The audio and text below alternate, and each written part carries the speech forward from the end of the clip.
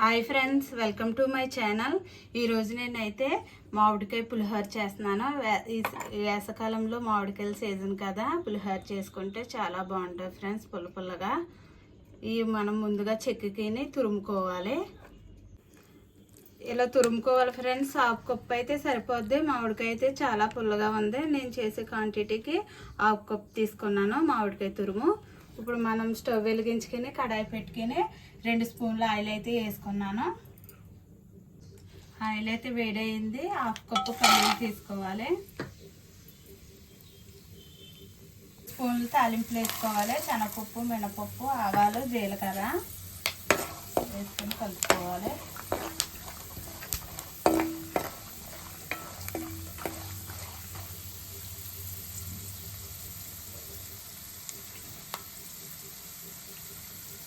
పావు కప్పు జీడిపప్పు వేసుకోవాలి.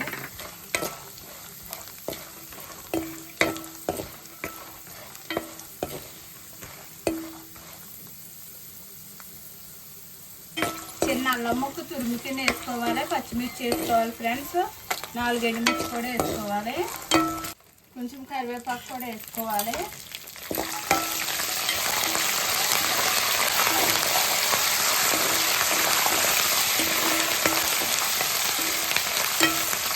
ఒక టీ స్పూన్ పసుపు కూడా వేసుకొని కలుపుకోవాలి.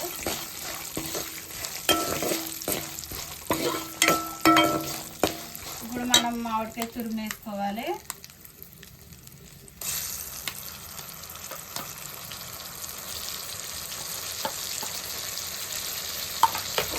మామిడికాయ తురుము కూడా కలుపుకోవాలి. ఈ ఆయిల్లో కొంచెం వేసుకోవాలి ఫ్రెండ్స్. కొంతమంది పచ్చిది కూడా కలుపుకుంటారు. అందుకనే చేసుకోవచ్చు. ఇలా మామిడికాయ తురుము ఆయిల్లో మగ్గితే కొంచెం మనకి టేస్ట్గా ఉంటుంది. పులిహోర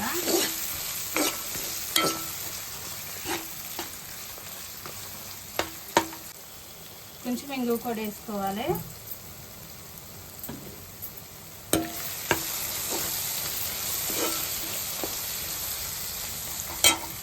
ఒక స్పూన్ సాల్ట్ వేసుకోవాలి.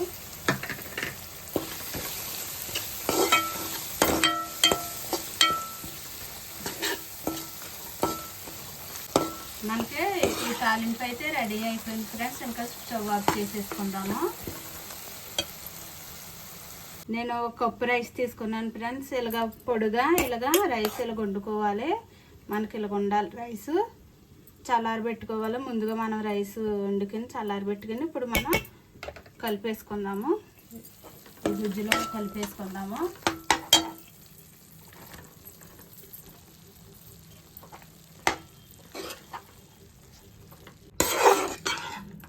ఇలా కలుపుకోవాలి ఫ్రెండ్స్. రైస్కి పట్టాలి ఈ మామిడికాయ గుజ్జు.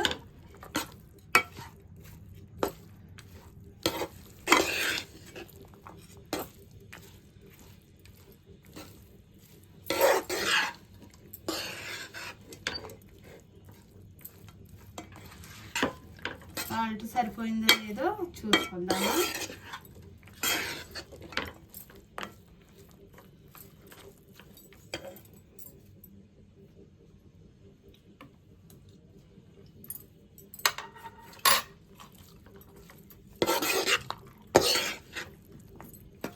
సాల్ట్ అయితే సరిపోయింది ఫ్రెండ్స్.